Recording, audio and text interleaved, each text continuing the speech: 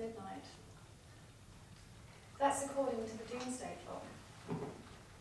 It's a graphic developed by international scientists and experts to show how close the world is to man-made destruction. At midnight, there'll be no more world. A sudden, uncontrolled nuclear war or slow, unchecked climate change will have put an end to everything. It was last year that the hands of the Doomsday Clock moved to 2 minutes to midnight, the closest we've ever been to the end. Why am I telling you this? Am I trying to scare you and give you nightmares? I'm not, actually. I'm here to explain what we can do to help save our planet. I was actually about 8 years old when I first realised how close the world was to the precipice. At that age, most kids are being read bedtime stories by their parents.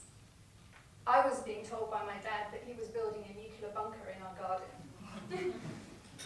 It was the height of the Cold War. And often when my dad came to say goodnight, he'd perch on the edge of my bed and he'd talk about the latest spike in international tensions. Oh, it's okay, Tanya. If there's a nuclear war, I'll save us, We'll live in our bunker.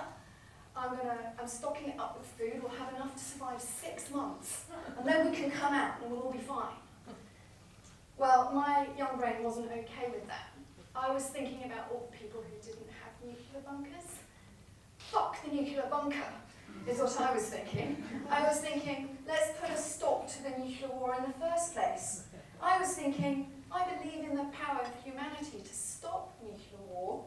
Yes, I want to change the world, and I believe we can do it.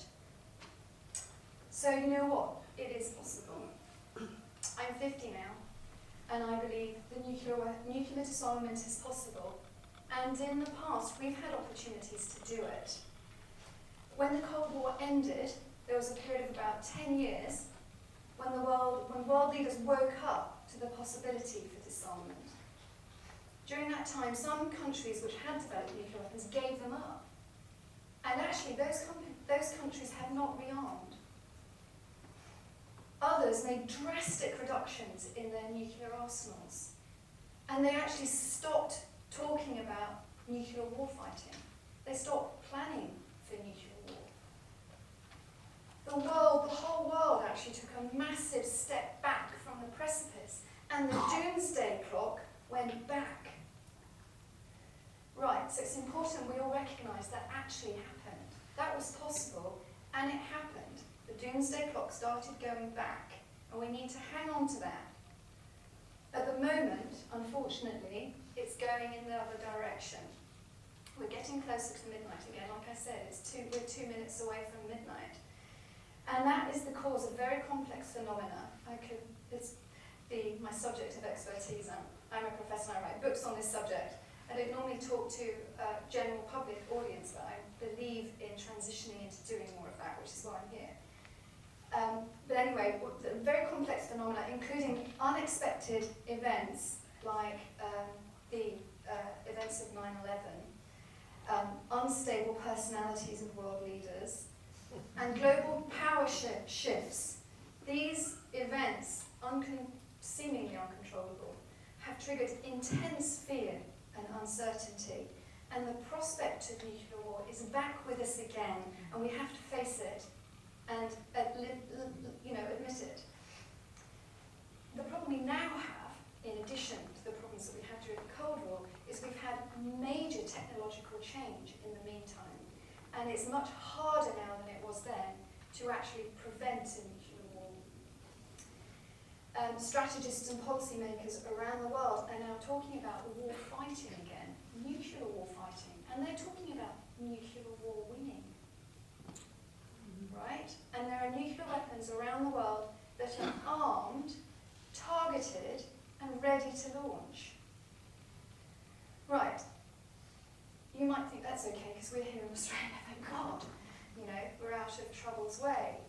In actual fact, we're not. Australia is actually a target, despite what a lot of people might want to think. And that's partly because we host sensitive secret facilities, which do more than people think. They will actually help target US nuclear weapons in the event of a nuclear war.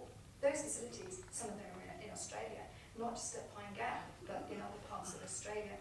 In a war in which the United States is involved, Australia would become a target.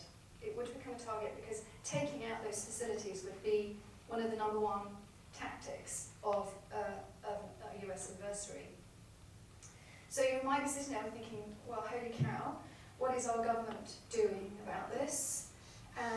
What can it do about this? You might be thinking, it's out of Australia's control because the most powerful states in the world with the nuclear weapons are the ones that actually dictate international events. And they're the ones who affect our future and they can hold us hostage.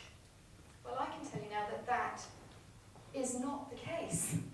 And here's the good news, right? 2 years ago, a group of concerned citizens, in fact many groups of concerned citizens from around the world, knowledgeable citizens, aligned themselves with some interested countries, not powerful states in fact. We're talking about Ireland, New Zealand, Mexico, second power and underdeveloped states in fact, came together at the United Nations and they decided they would try to push through a new treaty that would declare nuclear weapons illegitimate weapons of war and call on all states to disarm. Now this process attracted the attention of the most powerful states in the world and they tried to stop it, as you can imagine.